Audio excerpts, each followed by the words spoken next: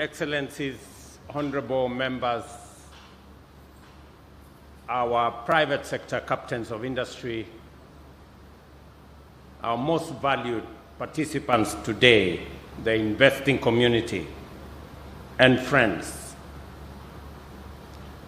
Today marks a very important day in Kilifi County.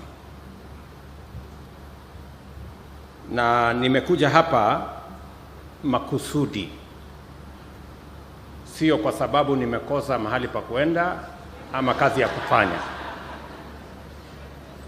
Nimekuja hapa kwa mpango makusudi,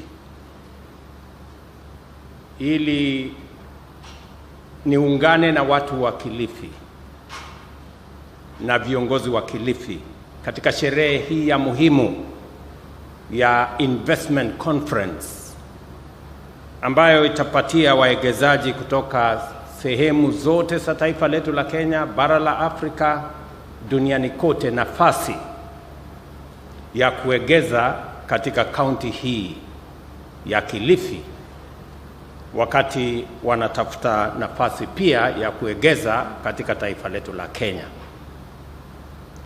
Nichukue nafasi hii nimpongeze gavana wetu Gideon Mung'aro kwa maono, mpango na vile vile viongozi wa kaunti hii kwa kuungana naye ili tuweze kuweka Kilifi mahali ambapo watu wataelewa ya kwamba pale Kilifi kuna nafasi ya uwegezaji, kuna nafasi ya biashara, kuna nafasi ya kupanua uchumi, ajira ipatikane, tuweze kuzalisha uchumi wenu, tuondoe umaskini, ndio Kenya iweze kupiga hatua ya kwenda mbele. There cannot be a progressive Kenya without our thriving counties. It is therefore a privilege for me to be in the midst of this esteemed gathering of local and international investors, leaders from all levels of public sector, both national and within our counties, and stakeholders at the inaugural Kilifi County International Investment Conference, a groundbreaking event to showcase Kilifi County as a premier investment destination for Kenya, East Africa, and the world. The time has come to show that beyond its renowned, vibrant culture, sandy beaches, and hospitable people, Kilifi is also a competitive destination for transformative investments. This conference demonstrates that our counties are not only capable of leading, but are already driving the transformation of Kenya's socio-economic landscape. Today, as we shine a spotlight on Kilifi's immense potential, we gather to reaffirm our commitment to building an economy where prosperity is shared from the bottom going up. Devolution has provided us with a unique opportunity and the capacity to empower our grassroots by unlocking untapped socio-economic potential. Kilifi County exemplifies this promise, making bold strides to establish itself as an investment, industrial, and commercial hub, while highlighting its significant contribution to our nation's reputation as a land of opportunity, shared prosperity, and limitless possibilities. The government of Kenya remains steadfast in its commitment to ensuring that all counties across Kenya harness their unique endowments and capitalize on their undeniable potential to attract investment and emerge as powerful engines of our national growth and development. Each of the 5 strategic pillars of the bottom-up economic transformation agenda is dedicated to implementing clear plans that translate this vision into reality, ensuring that no one is left behind on our journey towards prosperity and socio-economic transformation. Nowhere is this impact more evident than here in Kilifi, in particular, and the coastal region in general. Through modernized infrastructure, thriving export processing zones, and special economic zones, we are demonstrating the power of devolution to deliver real, tangible, and transformative outcomes. These efforts not only enhance the dignity of our people, but also create meaningful jobs, put money in their pockets, and secure their health. For instance, our efforts to modernize port infrastructure are bearing fruit. The Port of Mombasa, a critical gateway for trade, has seen cargo throughput rise from 33.8 million metric tons in 2022 to 35.9 million metric tons in 2023, with container traffic increasing by 12% to 1.6 million units. Similarly, Lamu Port, now fully operational, handled 27,000 metric tons of cargo from 36 vessels in 2023, and recent upgrades, including the installation of modern gantry cranes, have enabled it to handle 3 ships simultaneously today. Reduced tariffs and extended free storage periods have further enhanced its appeal, driving growth and opening new trade corridors. The indirect effects of these developments are felt across our local economy. Faster delivery of goods have improved supply chains, benefiting small-scale traders, while expanding port capacity and the establishment of special economic zones around our country.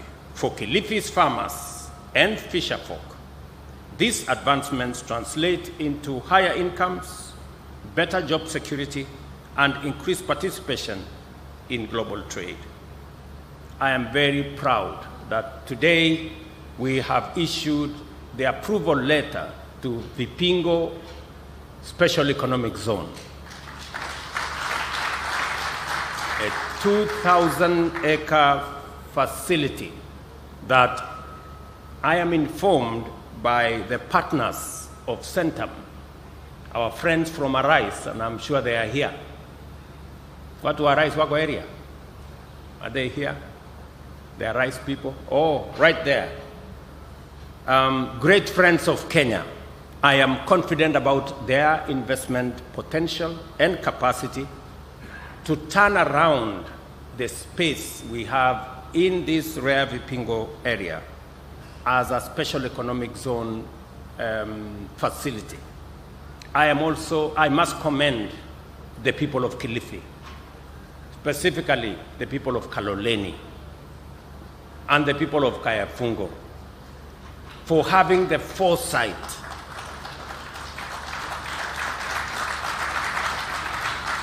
to know that instead of subdividing the 3,000 acres into little plots that would have not as much meaning, they have decided to consolidate that 3,000 acres into a special economic zone that will see greater investment in Kaloleni and in Kilifi County. And I agree with the Governor, our Speaker. For those of you who don't understand Kiswahili, let me paraphrase the Wahenga story he told us. Speaker Kingi has told us, if you want to be a grandfather, you must allow your daughter to be married. Otherwise, you can't be a grandfather. So, if we want to see the transformation that we want, we must allow land in Kayafungo to be made a special economic zone. That is how we are going to create the jobs of the future. That is where we are going to create the economy of the future and the wealth of the future. It is just as simple as that. And it speaks to many of our projects in Kenya.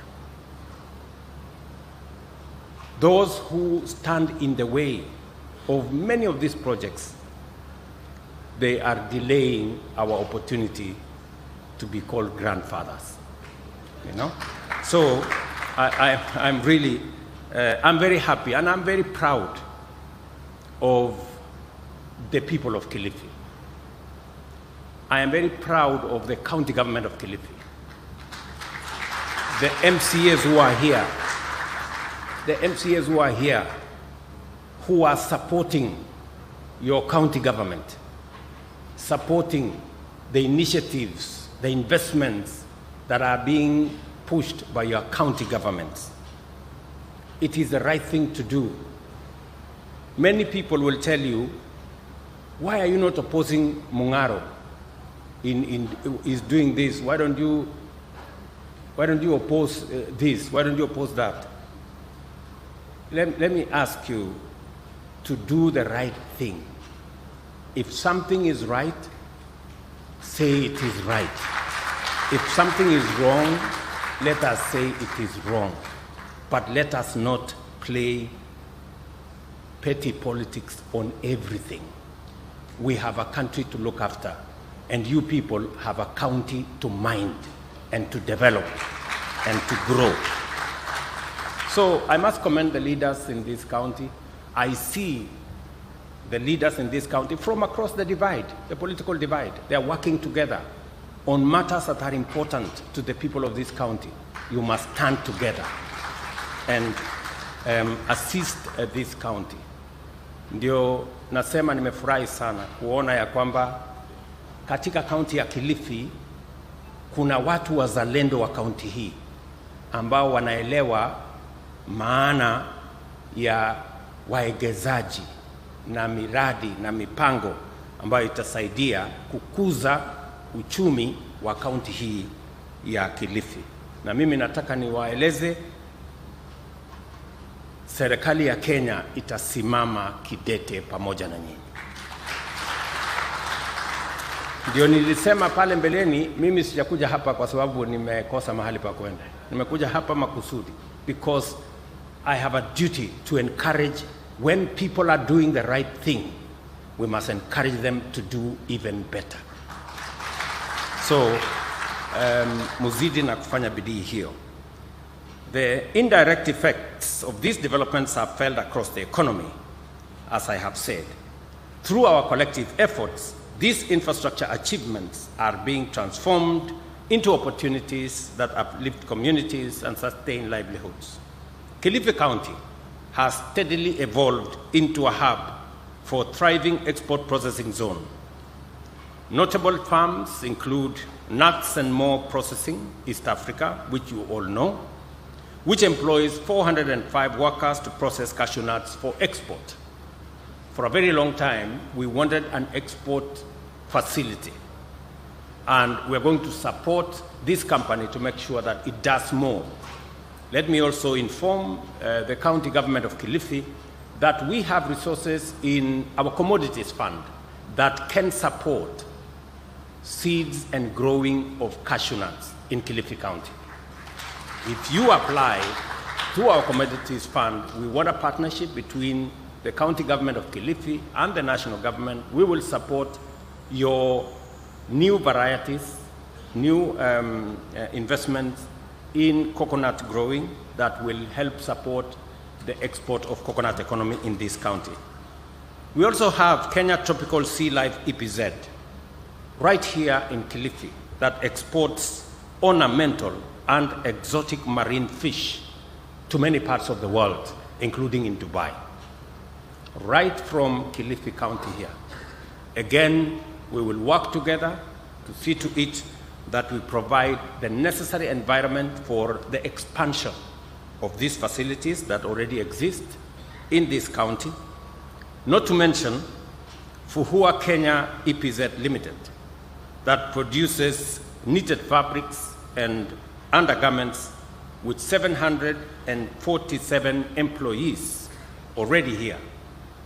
And I am informed of their next phase of investment that will extend the number of employed staff to about 3,000 employees.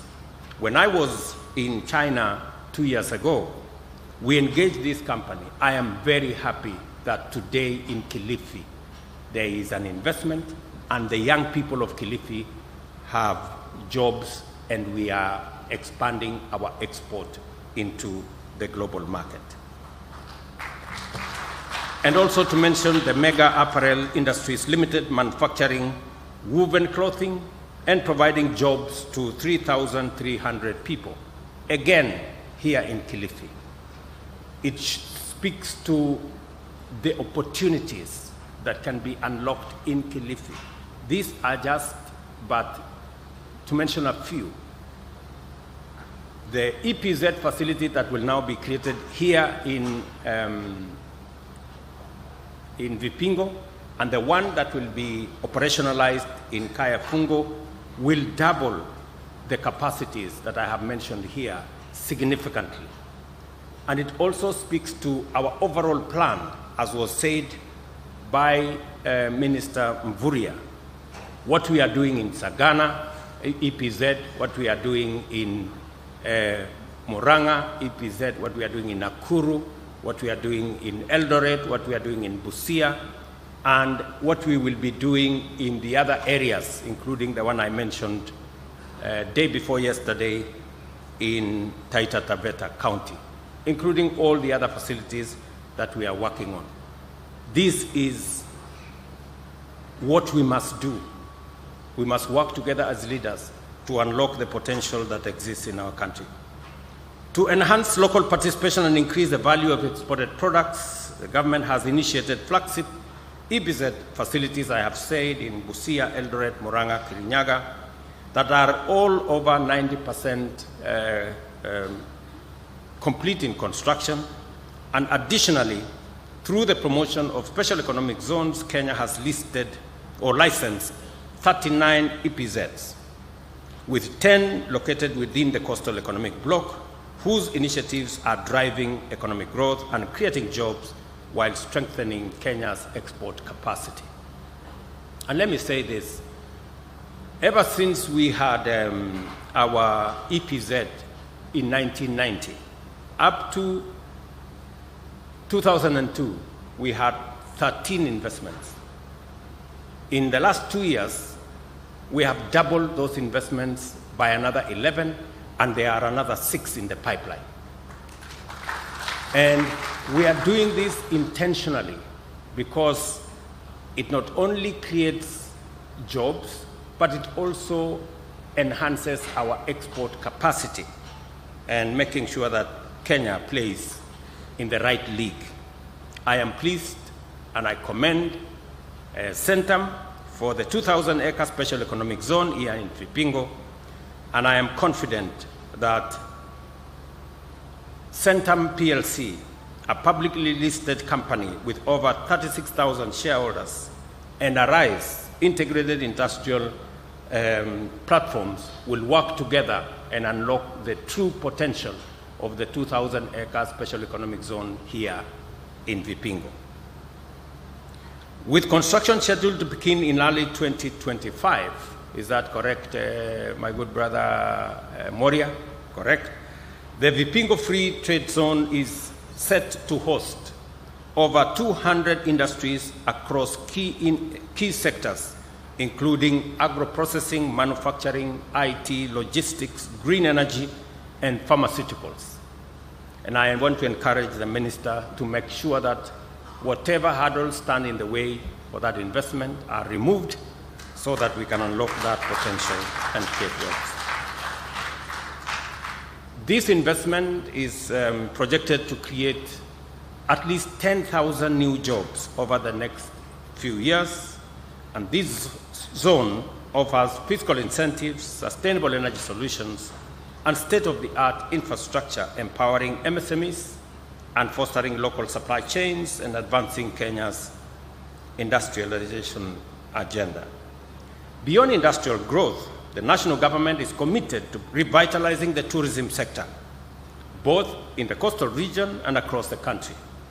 Tourist arrivals in 2024 are projected to reach 2.5 million, up from 1.4 in 2022, signaling the dawn of a new era of excellence in Kenya's tourism industry.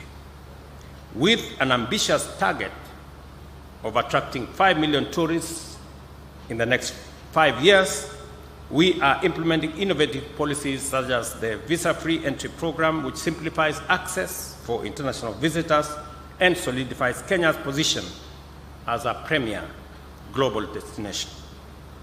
Here in Kilifi, the resurgence of tourism is apparent with the refurbishment of hospitality facilities, ensuring the sector continues to sustain thousands of families while strengthening Kenya's place on the global tourism map.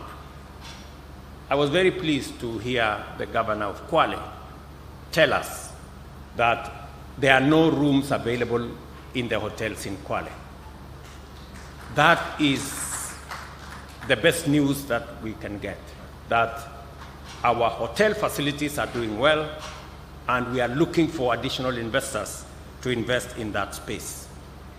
It speaks volumes of the kind of intervention that we have put in place and the working together between counties and the national government, and also our tourism sector performance and the profiling that we have done for Kenya to make sure that people globally appreciate the position of Kenya as a country that is safe, a destination that has value, and a people that are warm. As Kilifi continues to urbanize, I encourage the county government to collaborate with the private sector to develop incentives that leverage the affordable housing program. I want to tell the people of Kilifi, in our own program, we have 10,000 housing units that are already lined up for Kilifi County under our affordable housing program. And also, you can unlock more working with the private sector. We think also there is great opportunity to safeguard agriculture and food security from adverse effects of uncontrolled land fragmentation, but also establish a framework for integrated land use planning and sustainable development. Affordable housing is more than just brick and mortar. It is a commitment to restore dignity to families by ensuring that every Kenyan has access to safe, decent, and secure shelter.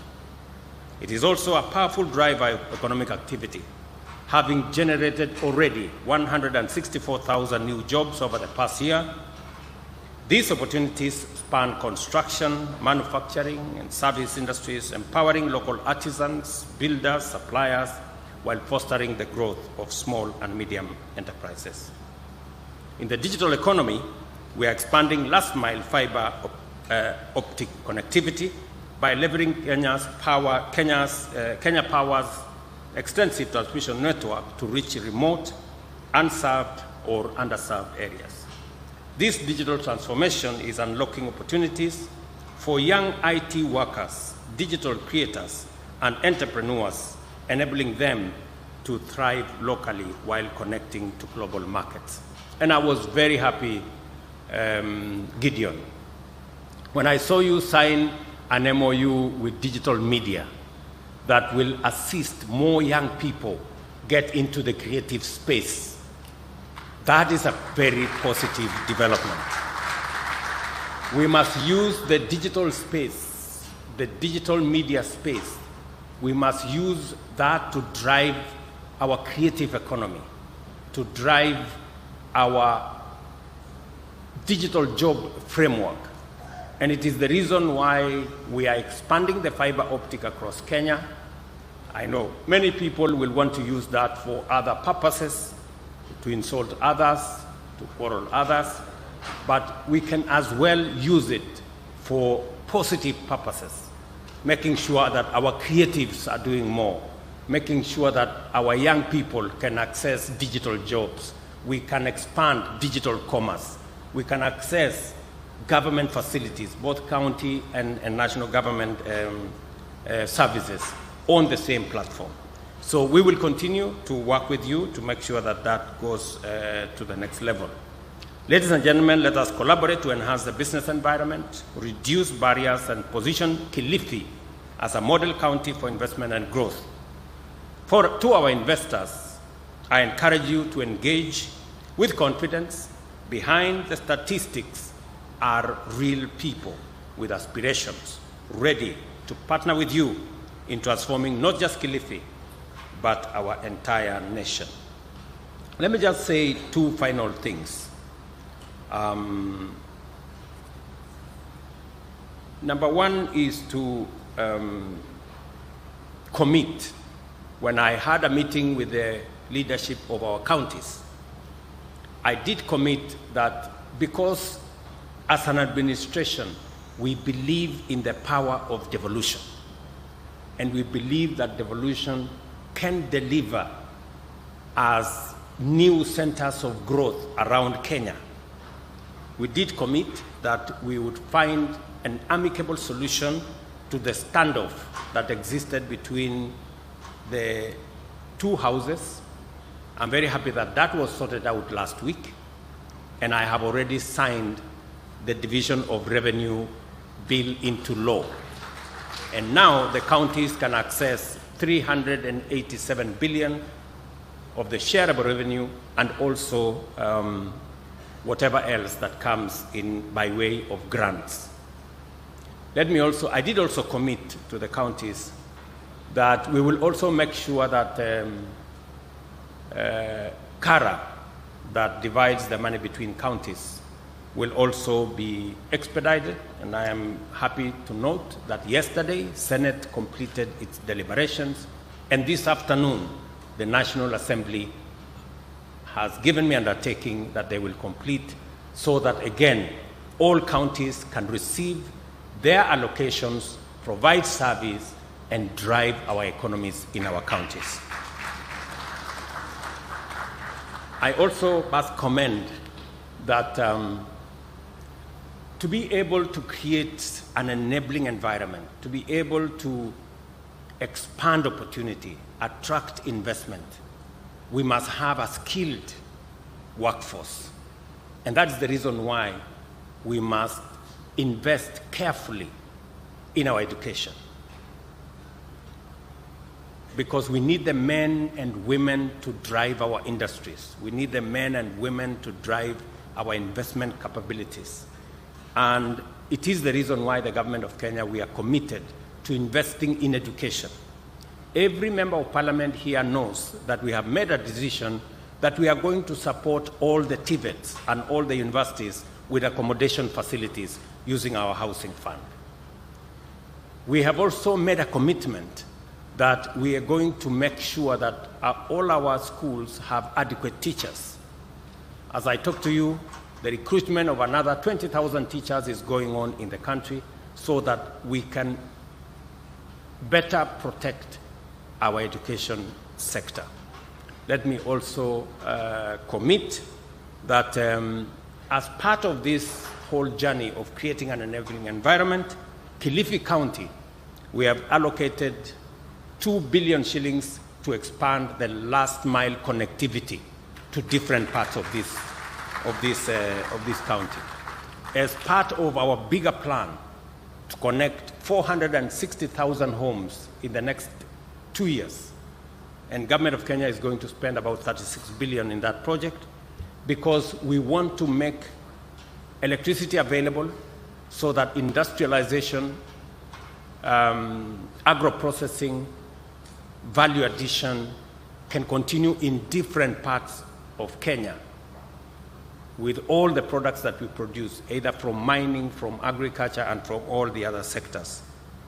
And I can proudly say that Kilifi is at the heart of our plan. Let me also say that when I was here, I made a commitment to the people of this county that we will also deal with the challenge of absentee landlords, because there are too many people who are living as squatters. That journey has begun. Hopefully, I did meet the leadership of the various counties in this coast, and there is just some small consultation that we need to complete. We have already identified Gaza village in Kwale, Juda area in Kisauni, Mtangani and Kijiwetanga in Malindi as the first beneficiaries of the resources we are going to use to buy land so that we can settle squatters and make sure that we drive the possibility of eliminating absentee landlords. This will happen in the first quarter of next year, and I have an elaborate plan to make sure that we deliver on our commitment on making sure that we deal with the challenge of squatters in this coast province as we deal with it elsewhere in the Republic of Kenya.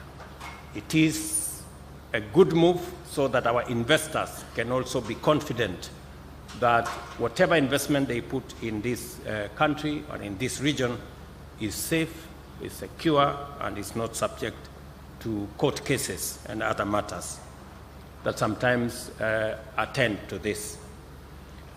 Let me conclude my remarks by commending again the great people of this county for this very exemplary engagement with our investors, and to assure all the investors that are present here, that are coming soon, that we are going to move this together in the right direction.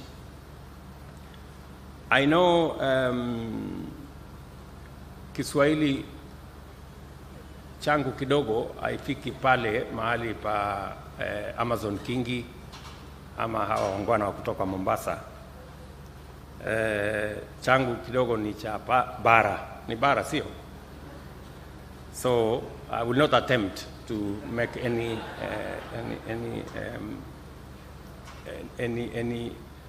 reference to Kiswahili, but next time I promise I will come prepared, because nimeona hapa kuna watu wanataka kutuchanganya na maneno.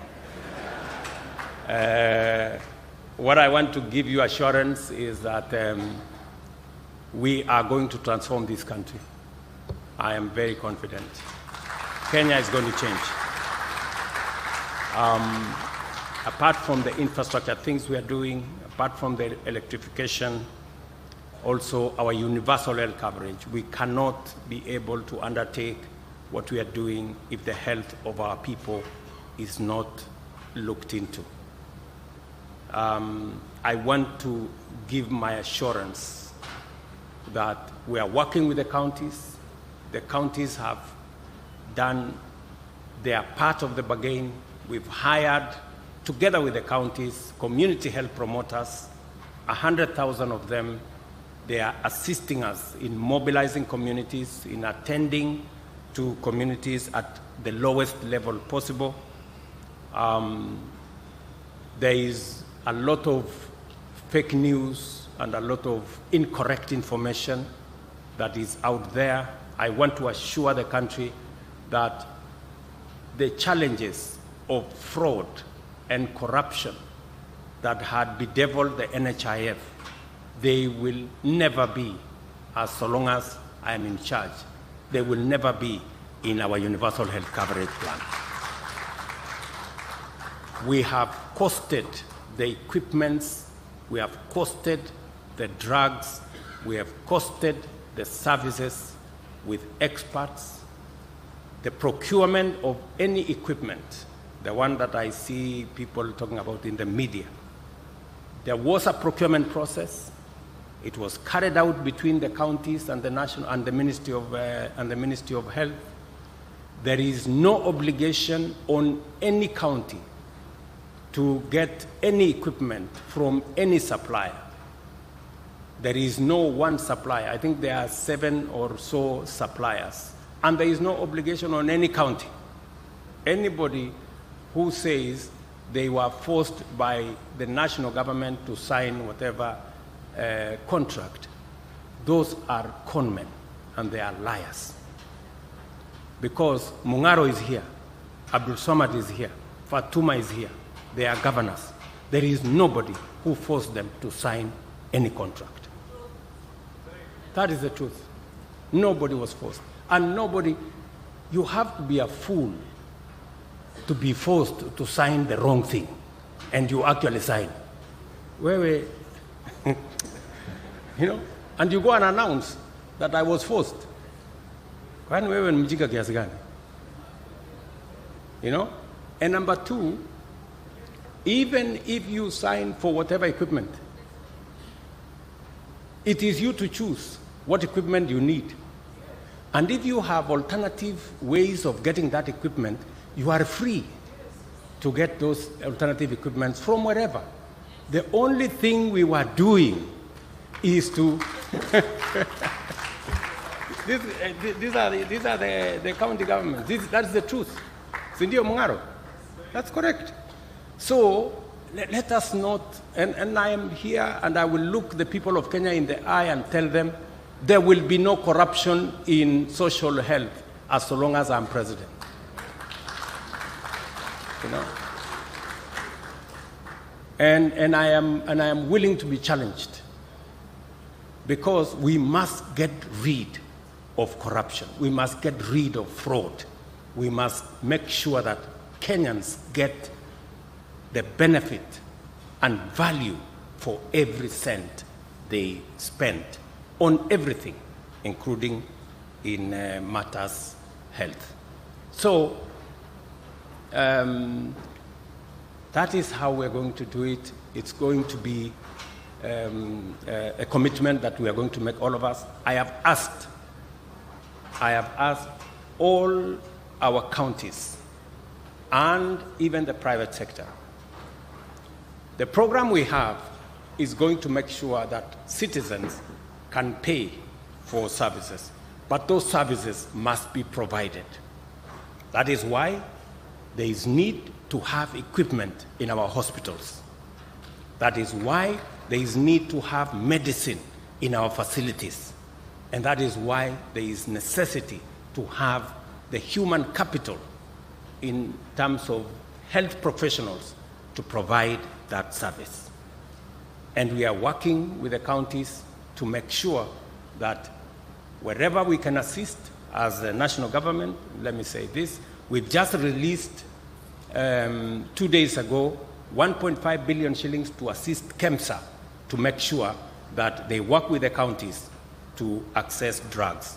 I have asked my friends in the county governments to also pay their part to KEMSA so that we can get drugs, so that when citizens go to look for health service, there is money to pay from SHA, but there must also be drugs, human capital to dispense, and also equipment to make sure that that service is provided.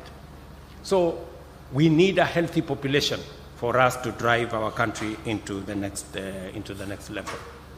Let me also assure the people of this great country that we are going to work together.